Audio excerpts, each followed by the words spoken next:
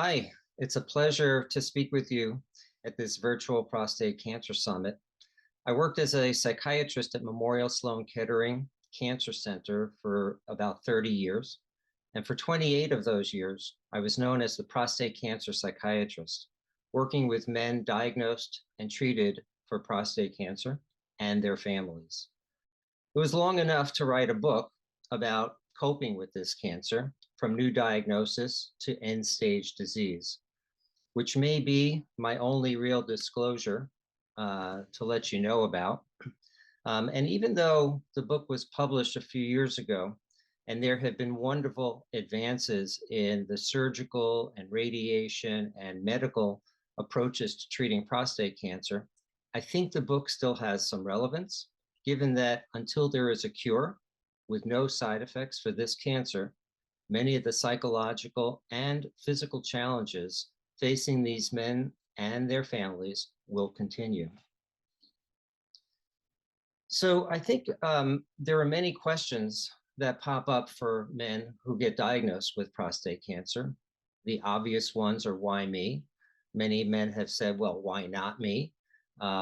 And why now? And I've never had any or heard any really good answers to these questions. There are men who have family histories of prostate cancer who do not get diagnosed with cancer at all. And there are men who get diagnosed with aggressive cancer in their 50s, though their fathers may have been diagnosed in their 80s with not very aggressive disease. It's important to know that having anxiety or depression is not unusual with a new cancer diagnosis. In fact, it's probably the norm. But having sadness or having worry is not the same as having a clinical disorder. Those are human emotions that are natural to all of us when there is something that is life-threatening that enters our lives. It's also possible that anger or depressive or anxious symptoms may be due to the cancer treatment or the cancer itself. So understanding and making these distinctions are important in terms of remedies that might be suggested for men. Thus, perspective about potential changes that a prostate cancer diagnosis brings to one's life is very important. But how you face those challenges are also very important. There's never anything good about a cancer diagnosis. And I've heard many men tell me that they are really grateful for the silver linings that have come out of their cancer diagnosis, but not one of them have ever said it was worth getting the cancer for those silver linings. In fact, hopefully there are things to learn and there are ways of making one's life better. So these common emotional reactions to cancer diagnosis may be things that crop up that you're familiar with and maybe that you're not familiar with if you haven't felt much anxiety or depression in your life. In fact, I have heard some men say, when I ask them, are you feeling depressed? They say, what's depression? We may all have different ways of describing these emotional reactions. The effects that a prostate cancer diagnosis can have on you as the patient or on your partner can be very significant.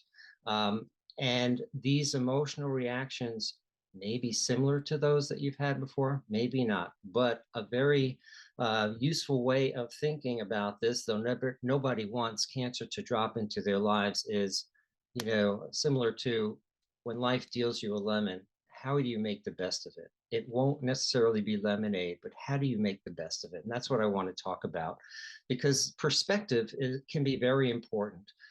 You've often heard the phrase, is a glass half empty or glass half full? And you could look at the same picture and people will come up with different descriptions for the same thing.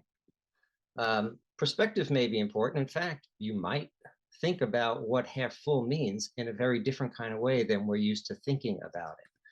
So I would say that in thinking about a glass half full, it's better. But what kind of good can someone find with cancer.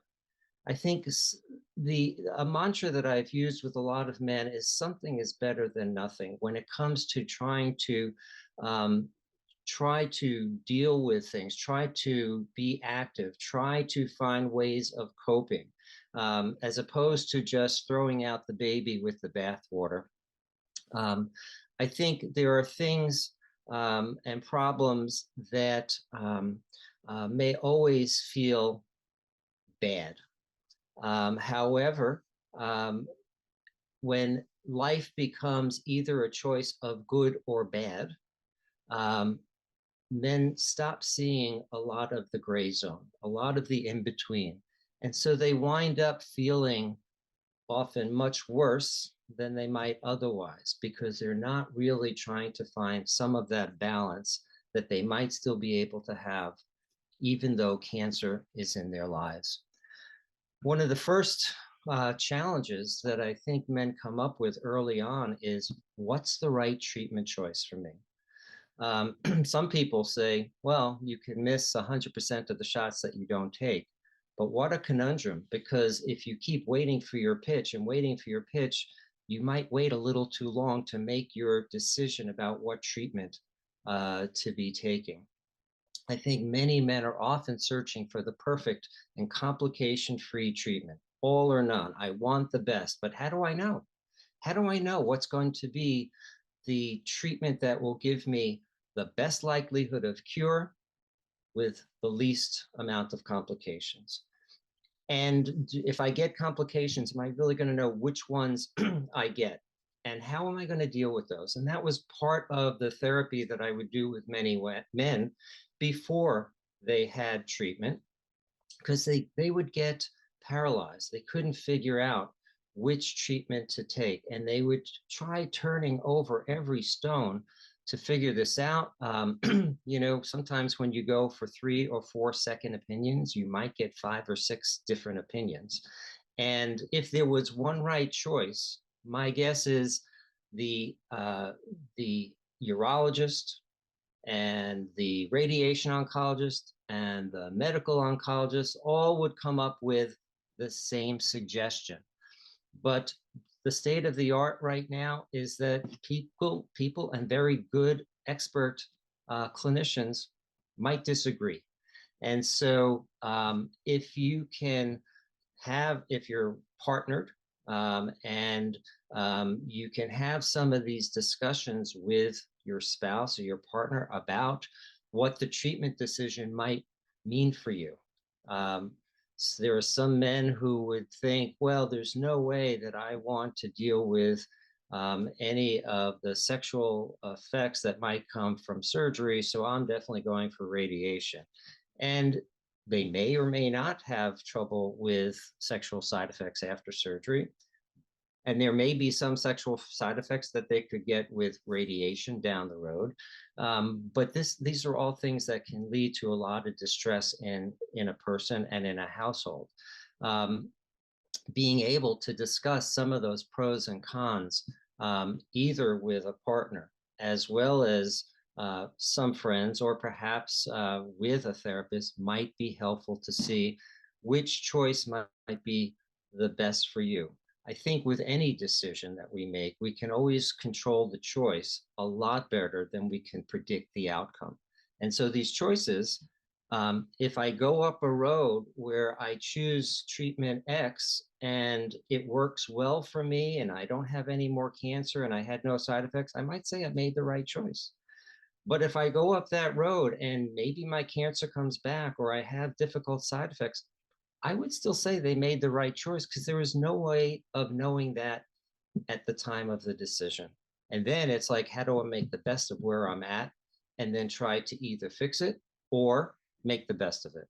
And so that's also sometimes where psychotherapy can be helpful. Some men become so paralyzed in making a decision that we have used some psychiatric medications to take some of the stress off so they can think a bit more clearly about what treatment they would like.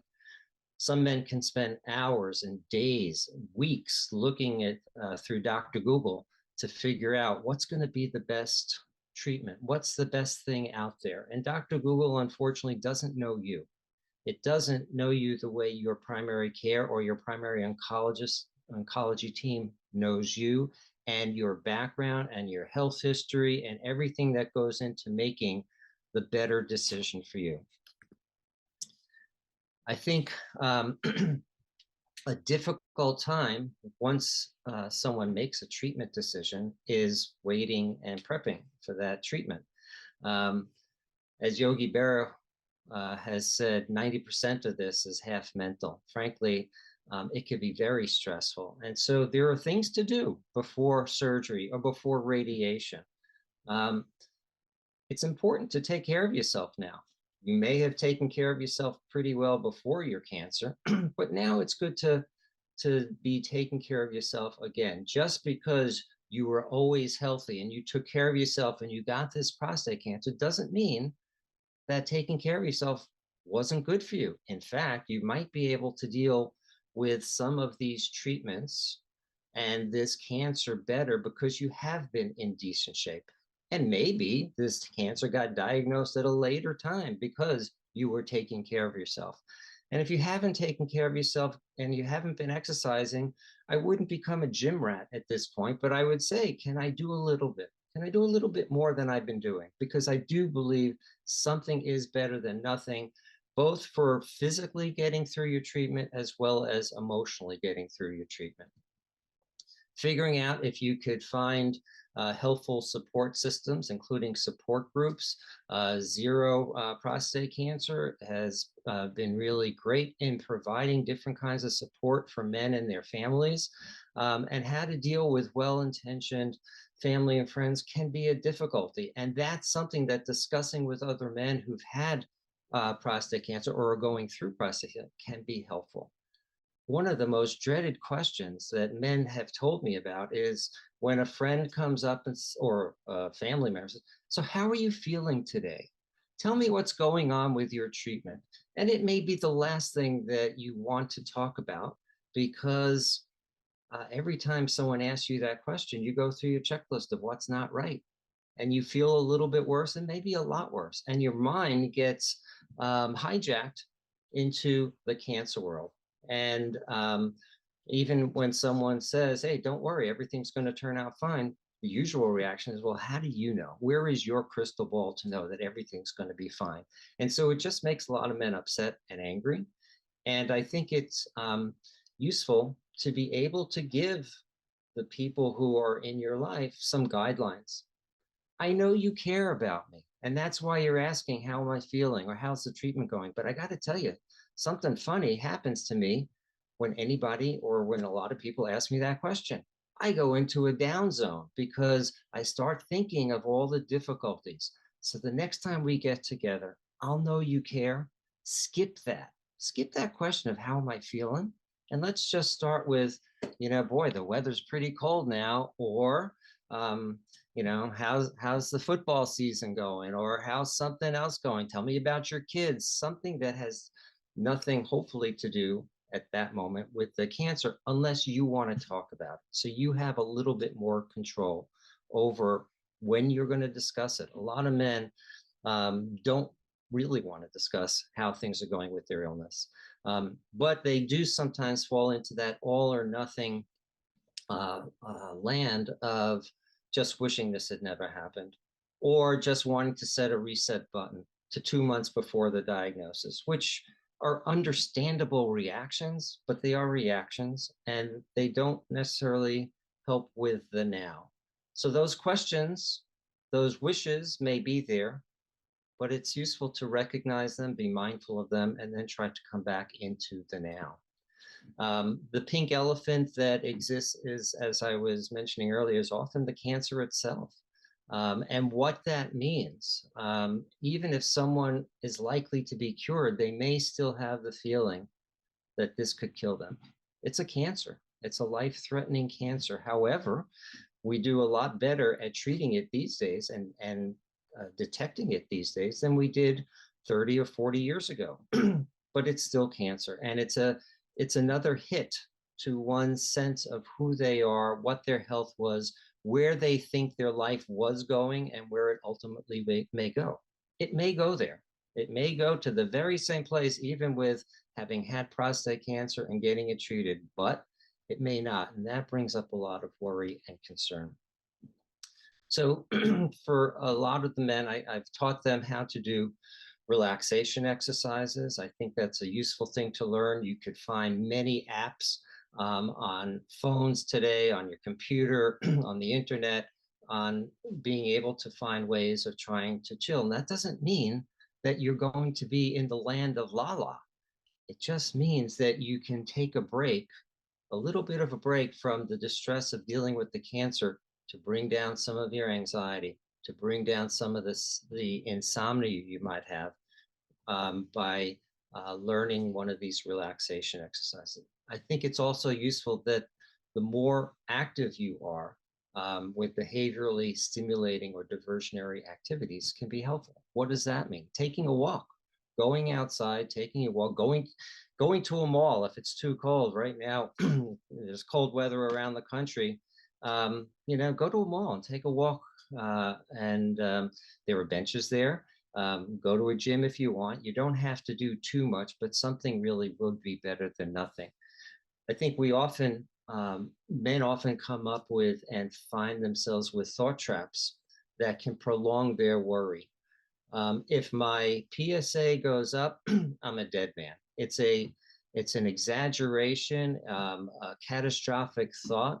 Well, if a PSA goes up, it's worse than if it goes down. However, it's a sign. It's a signal for your doctors as to be able to do what they need to do and deal with it, as opposed to just wishing that it never will exist. And so anxiety often will arise even a few days, a couple of weeks before men get PSA tests or before they have scans. And that's not unusual. But some of these methods of relaxation techniques and support can be helpful to deal with those so that the worry doesn't interfere and derail where you want your life to be going. I've thought about a combined therapeutic process that I call a draft technique. It's a way into emotional judo. In my mind, judo is where there are two opponents and one of them is threatening the other. And if the person runs away from the opponent, they might be there tomorrow. If they try to beat them up, they might get really beaten up. And so with emotional judo, it's a way to handle that aggressor, that feeling of, how am I going to deal with this cancer? Sometimes it's a feeling of helplessness. Sometimes it's anxiety. Sometimes it's depression. And the draft technique has helped a lot of men figure out how to cope better with their anxious discomfort and other stressors that might arise after treatment. So emotional judo combines supportive therapy, cognitive behaviorally oriented psychotherapy, problem-solving therapy, and acceptance and commitment therapy into a practical method for easy teaching and understanding and practice for men with all stages of prostate cancer. Cognitive behavioral model really works in this integrated way where someone might have some depressed feelings. I feel so depressed, or I feel so anxious, which might lead to thoughts of, I'm so anxious, I'm so depressed, I can't do anything now, or what the heck is going to happen? And they catastrophize, or something really bad is going to happen with my PSA. And then that might lead to certain behaviors where if they're thinking that they're so anxious and they're feeling so bad, they do nothing. The more of nothing that they do, the worse they're likely to feel. So to be able to break into any of these here and try to lighten some of the emotions with some more practical thinking away from the exaggeration or catastrophic thinking or the all or none thinking, getting people to be stimulated to doing more, to being more active, to finding some hobbies. Those kinds of things could be very useful in this coping model. So the draft technique, the D stands for detect, detect the uncomfortable emotions or thoughts or behaviors, recognize the rational and irrational aspects of your emotions, thoughts, and behaviors, acknowledge and accept, although acceptance is a very difficult place to get to, but acknowledge at least your current circumstances and the good that still exists in your life. And then see some of the irrational aspects of those emotions or thoughts or behaviors. You know, if my PSA goes up, I'm not a dead man. I will, it may be that my cancer is becoming active. It could have been a lab error, who knows? But if I already, jump to dead man, I'm already paralyzing and taking away from my life. There are men who start to think about what's going to happen if my PSA goes up. I'll only have X number of years to live. And they're so worried about what might happen in the future or what might not happen in the future that they're really stealing time from right now, from being able to engage with friends and with family and with their lives. The F is for flipping the attention away from the distress and back to the present with a however statement. However, yes, I understand that I'm worried about this and this, but let me come back to right now where I can transform either through relaxation or a distracting behavior or calling a friend or one of a quick list activity of finding some pleasure or a meaningful activity. So the detection may sound like I read a newspaper about a famous politician or actor or athlete who died of prostate cancer, and there's no hope for me. There was just an immediate assumption that if something bad happened to them, all things bad with prostate cancer will happen to me. And therefore I'm freaking out and I can't sleep. So it's recognizing that emotion that pops up and what might have caused it. We don't always recognize the cause of it, but recognizing the more reasonable and faulty aspects of those thoughts and emotions. That just because a celebrity was diagnosed or died of prostate cancer doesn't mean there's something that is definitely going to happen to me. Because if we look at the big picture of men with prostate cancer, many do very well. Many have treatment with lesser side effects. Many can live many years. And so those kinds of things, can I help a man get to a point of saying, can I trust my doctor? Because the doctors that I have, they understand where I'm at, they understand where my disease is at, and now we have to figure out, what do we do? To acknowledge what's behind the emotions and the behaviors. So it may be that I was reading obituaries, and I might say, maybe stop reading the obituaries. A lot of my patients would say they read the obituaries because they're interesting stories, and I get that, but they're also looking for, what did they die of? How old were they? And I think it just keeps the cancer more on the brain in a way that burdens a man rather than helps them. But you have to also know yourself. And so I can't say that I have the right way of looking at this for all men. Being able to distinguish between expectations and aspirations, I think, is also quite important. I had a patient who once told me how upset and frustrated he was every time he set in his mind expectations for his illness and for his disease and for his treatment. And if it didn't happen the way he expected it, he was anxious and he was depressed for some length of time. So he, on his own, he shifted his idea from having expectations to aspirations and hopes. And if they happened, he was cool with that. He was happy. But if they didn't happen, he was less upset. And he said, okay, what else can I hope for if not that? I think there's a lot of, within the world of cancer in general and prostate cancer in particular, where there's a lot about one's familiar life that people fear they're going to lose. And that can be very upsetting because we don't have that crystal ball to know into the future. And so sometimes, if something is lost, it's probably a useful thing to grieve for it. If some aspect of my health is really not going to be there, to be able to acknowledge that, um, but also to be able to see in that glass half full kind of way, what might be good in one's life that will actually shore up their foundation to deal better with the cancer. The flip is back to the here and now, coming back to the here and now. Each person has different kinds of social supports, and being able to use those supports can help come back to the now, recognizing that there isn't a recipe for one-stop shopping of how to cope with each part of prostate cancer.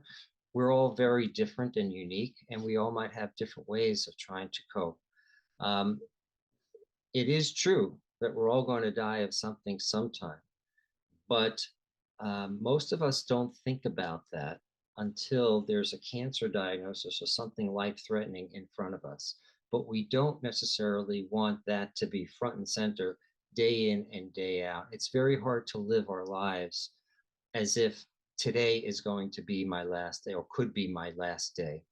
Um, it's good to plan, and maybe how far into the future and what you plan may change over time. Um, it changes for all of us over time as aging and health issues become more prominent in our lives. But for certain, for most new prostate cancer diagnoses, it's not an imminent death sentence. And so let's not give too much away to the cancer before anything needs to be given away to the cancer. So what can I appreciate about my life? And to understand that the longer I live, the better shot I might have of living longer. And I think Yogi Berra probably could have said something like that.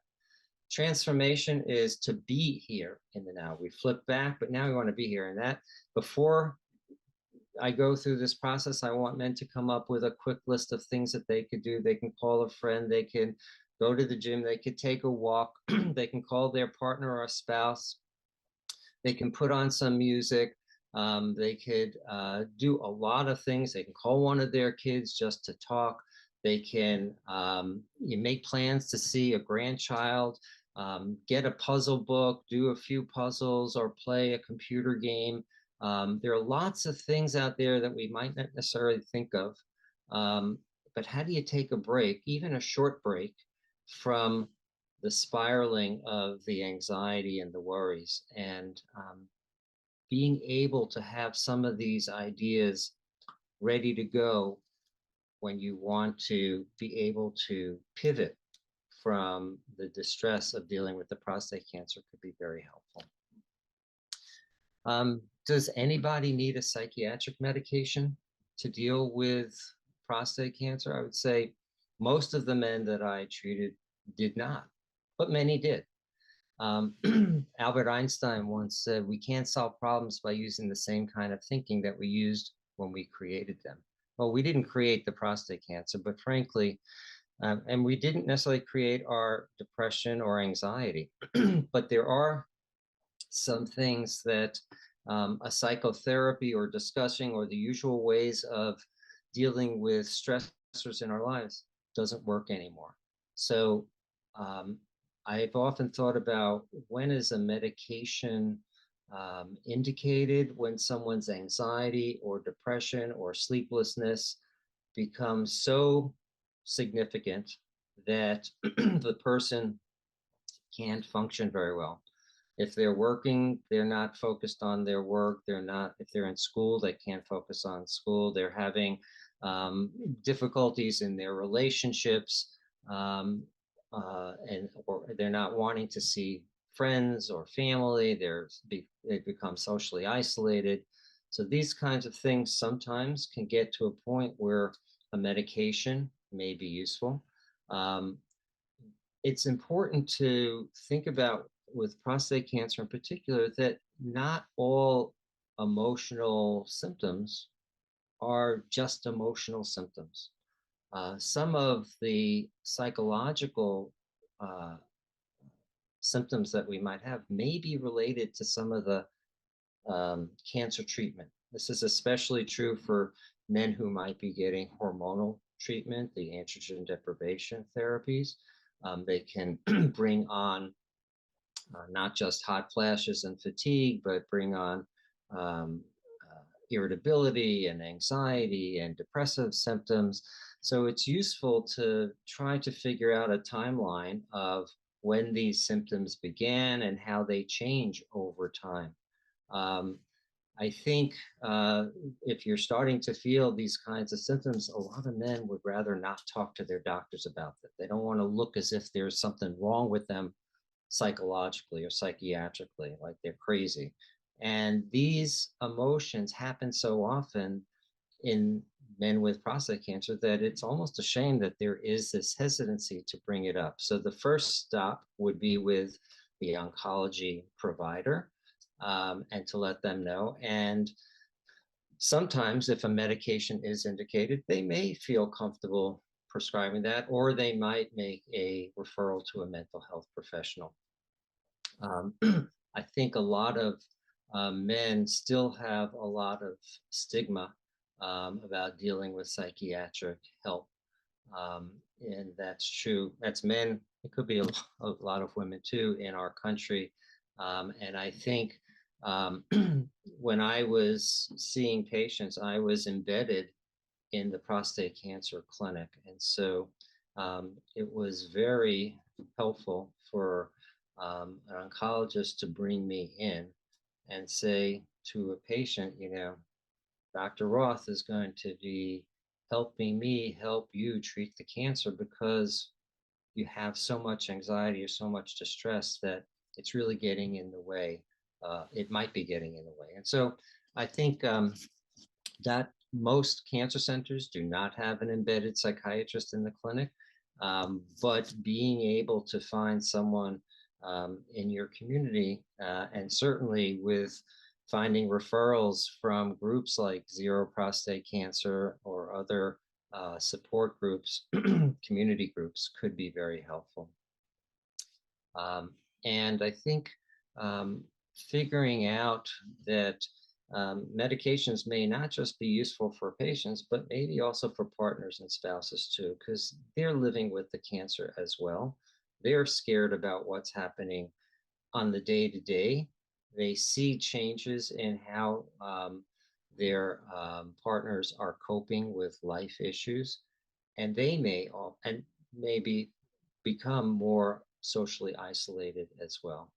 So there are techniques for coping with distress around the fears of the cancer and cancer recurrence. Once treatment has taken place, men are often concerned about when or if the other shoe is going to fall.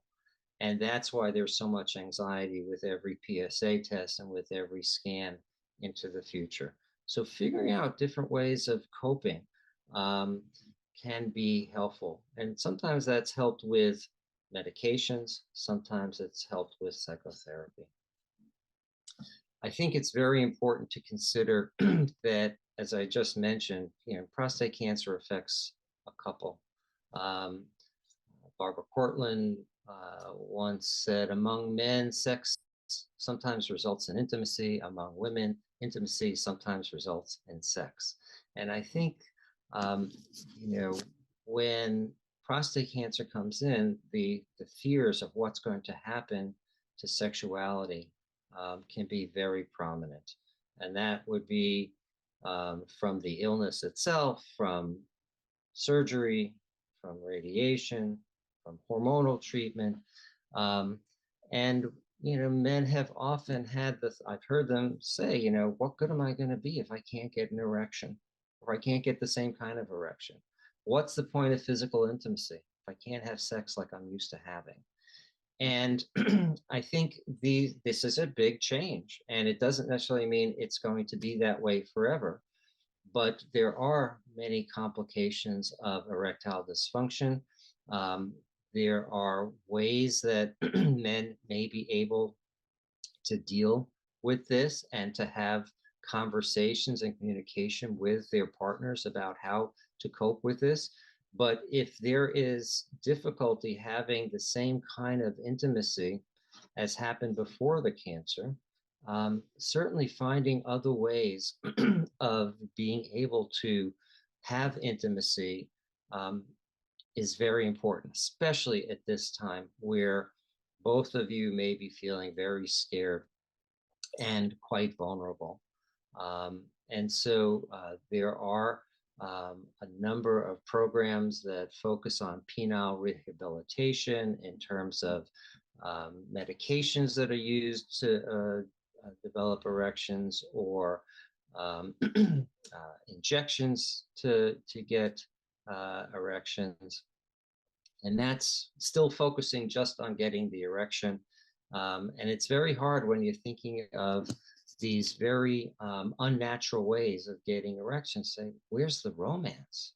And that's going to take work. It takes work for a couple to be able to continue some of the romance, or find some of the romance, even though the spontaneity may be very different in terms of trying to get those erections, because there's a whole lot of potential barriers to getting erections on demand. And so a couple may want to consider therapy in talking about these things, or a spouse or partner may want to get therapy just for themselves to be able to deal with things that, you know, the patient, the man, may not want to be discussing. And so as difficult as these issues are for men who are already partnered, they can be extremely challenging for men who are single, and for men who are thinking about dating and saying, you know, when do I bring up the idea that I have cancer? When do I bring up that, you know, gee, I have trouble getting erections and I have to take a pill, you know, a few hours before, and I shouldn't have alcohol, and I should eat, you know, a certain diet and all that. It's very complicated, and you don't have to feel like you're recreating this wheel, because a lot of men have gone through this and have thought about this and have come up with ways of how to deal with it. But getting that support, again, can be very helpful. The other complications that are very concerning to men would include urinary incontinence, bowel incontinence, so that's less likely these days with the newer radiation techniques, and loss of energy, whether it's from treatment or or from yeah, I guess from treatment, and things that, you know, again, I didn't sign up for this, is what I've heard a lot of men say, but, you know, no one signed up to get the cancer either. And they didn't expect to have urinary, bowel, or energy problems, but it happens. And that coming to terms with those temporary or long-term complications may take time, and it may take some effort with focused treatment, treatment with urologists, or treatment with therapists, or treatment with sex therapists, to be able to figure out, or gastroenterologists, to figure out how to feel as good as possible given where the illness is at any particular time. So I think it's possible for spouses or partners to also see glasses as half full. They're usually part of the team. When a star player is slumping, teammates can pick them up by upping their game. They might think, is he a burden on them, or is this what a team does when they have an issue? And I think that's very important, is that I've seen a lot of couples who've been together for years, and some who've only recently got together to figure out, how are we going to deal with this? Because it's a change. It's going to be requiring a change in everybody's assumptions and everyone's behaviors, tolerance, patience, and sometimes those can become frayed. So I think working on communication techniques can be helpful. It's not unusual for me to see attention of good intentions where I will, a spouse wants the husband to be eating, and they say, you need to eat because if you're not going to eat, you're going to die. And the husband is saying, I can't eat. And so I think there's often a silence that can happen between a couple where they may not want to talk about what's going on. They're both worried and they might be thinking, well, I don't want to tell him or I don't want to tell her about that because then they're going to freak out and they're going to get really upset. And figuring out how to put that on the table could be very helpful for a couple. Um, and so that's improving an understanding of the situation and improving communication skills um, that might actually help with everybody being able to maintain their physical and emotional intimacy. Um, and so both in a couple would do well to take care of themselves. I mentioned the hormonal treatment, the androgen deprivation therapy earlier. If you've had treatment and the cancer comes back, it's a big, big hit. There was this trust that everything was going to be fine, and then it's back. And you could easily jump to, well, now I'm going to die because I don't know if I could be cured at this point. And it's scary. It is scary. However, there are also men who are diagnosed with cancer and it's already at an advanced and incurable stage. And they might say, boy, am I really behind the 8 ball on this one? And they are, but then they have to get their sea legs. And it's possible to get their sea legs and say, so what are we going to do now to help me get through this, to help us get through this and make this doable? Um, and there will be with that the recurrence, a sense of sadness, anger, maybe mistrust about doctors because there are just I was willing to accept complications that I got from the treatment because I knew I'd be cured. Well, if I'm not cured, I don't want to have these complications anymore. And people can feel betrayed. There could be a renewed PSA anxiety. And as men start to focus on, is this a countdown till I die? And it doesn't have to be at all, but it's something to reckon with your oncology team. And it's good to recognize, as I mentioned earlier, that the hormonal therapy for some men can cause emotional distress, sadness, crying that comes out of nowhere, fatigue, cognitive slowing. It doesn't. It's not unusual to get some of these. Sometimes men can get all of those, but to recognize that those side effects are happening because the man has the courage to take a treatment to save his life.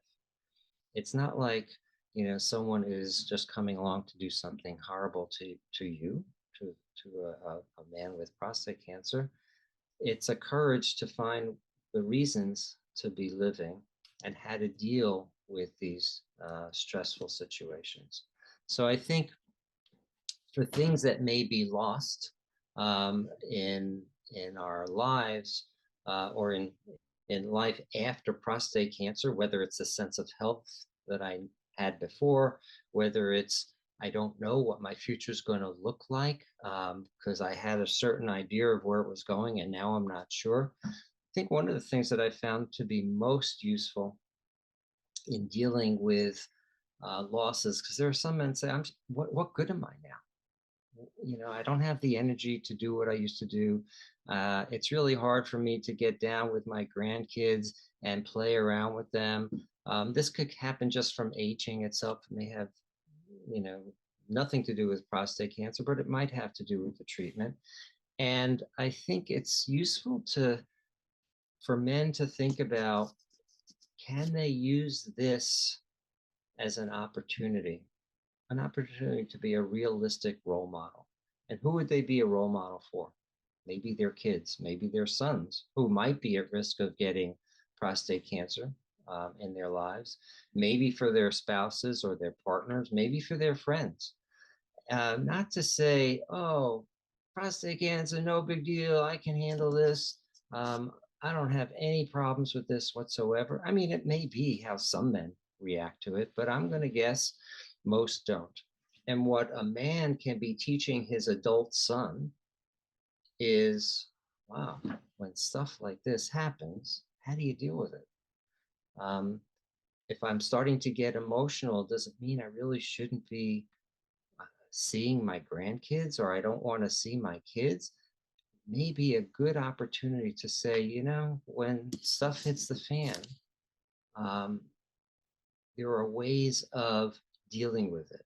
And so if I spend a half hour with my grandkids or taking a walk with my son or my daughter, that might be very useful, even though I used to run marathons and now I can barely walk a block or two.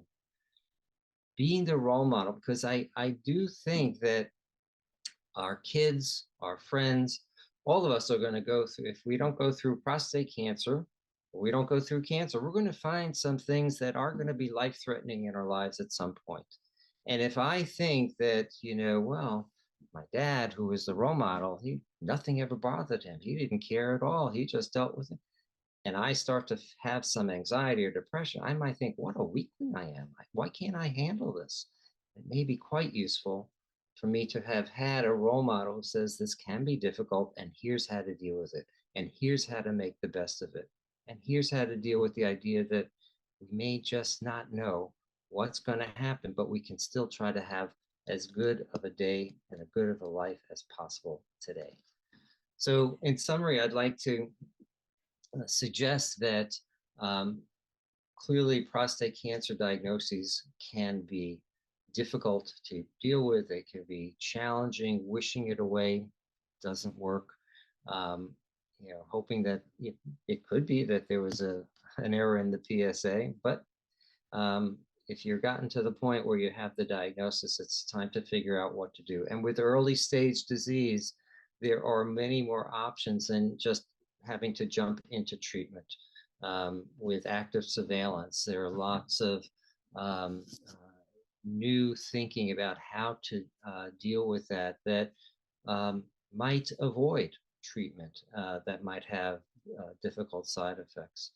Um, Being able to maintain a healthy lifestyle, especially now that cancer is in the picture, is important. It's important for physical and emotional health. Thinking about those draft techniques that I mentioned may be useful.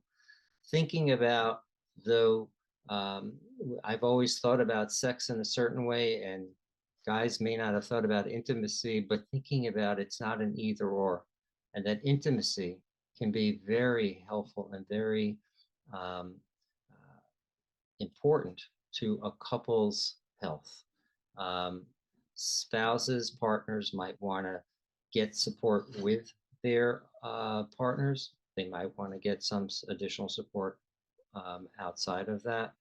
Um, Dealing with recurrence can be quite difficult.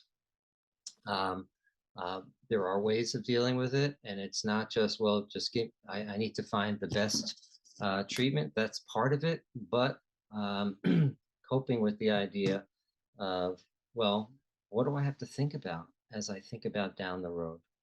Um, can I think about that down the road without getting sunk into quicksand of thinking, well, this means I'm going to die, so I might as well give up all hope?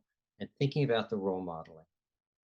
How would we like to project ourselves to the people who are closest to us so they can, when they face um, health issues or other challenges in life, they've seen a role model who is realistic, who is human, and may be very helpful, whether or not we're here whenever that comes into play. Thank you very much for your attention.